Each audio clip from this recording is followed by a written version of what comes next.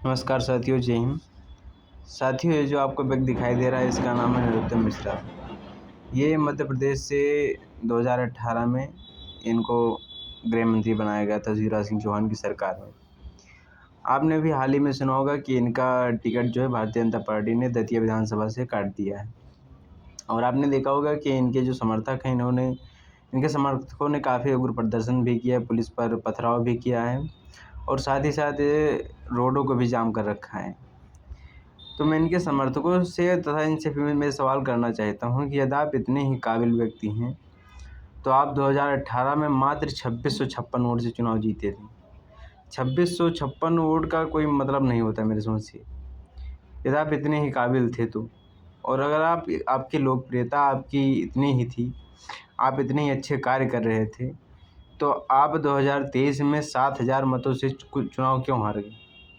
यदि आपकी इतनी ही फैन फॉलोइंग थी और जब आपका टिकट किसी पार्टी ने काट दिया, तो आपको उग्र प्रदर्शन, आपके समर्थकों को किसने अलाउ किया कि आप उग्र प्रदर्शन करें, सड़कों को जाम कर दें, पथराव करें? भाई, अगर आपकी इतनी ही लोकप्रियता, तो आप चाहिए चुनाव लड़िए, किसी अदर पार्टी से चुनाव लड़िए या निर्दलीय लड़िए। जब आप इतने ही अच्छे व्यक्ति हैं, तो मुझे लगता है शायद आपको किसी पार्टी की ज़रूरत ही नहीं है। फिर आप ऐसा क्यों कर रहे हैं?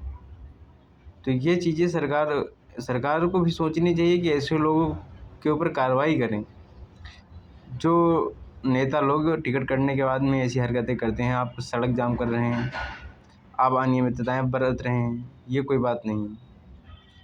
और इनके रिकॉर्ड ये कहते हैं कि इन्होंने कोई अच्छा कार्य नहीं किया। अगर आप इतने ही काबिल होते, तो मुझे लगता है आप 2018 में 2600 मतों से 2656 वोटों से चुनाव जीते थे। आपको अगली बार अगर आप इतने अच्छे थे, तो 2023 में आपको कम से कम 7-8 वोटों से चुनाव जीतना चाहिए था। लेकिन जब आपका ग्राफ गिर रहा है लगातार, तो आपको पार्टी हटाएगी ज़रूर ही। पार्टी किसी की सगी तो होती नहीं है। पार्टी को वोट से मतलब है, पार्टी को जिताऊँ कैंडिडेट से मतलब है। जब आपका ग्राफ गिर रहा है, तो पार्टी अवश्य आपको हटा देगी। आपको ये विचार करना चाहिए कि हम कैसे अपना वोट इंक्रीज़ करें, लेकिन आप गुंडाई करते हैं। तो ये बहुत ही घटिया कार्य किया गया है श्री नरोत्तम मिश्रा जी के द्वारा।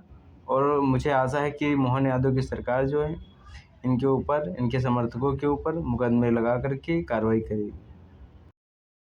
जब आप सत्ता में होते हैं, तब आप किसी की नहीं सुनते हैं। तब तो आपको सिर्फ भ्रष्टाचार ही करना है, जनता के द्वार पर जाएंगे नहीं। जब आप चुनाव हार जाएंगे, तब आपकी अकल ठिकाने लगती है। तो ऐसी हरकतें जो हैं, इन लोगों को बंद कर देनी चाहिए। 10-20 समर्थक बटोर लेंगे, अपने ही चमचे, उनको कह देंगे कि आपने मेरी डिमांड करी। तो ऐसी हरकतों से बचें। धन्यवाद।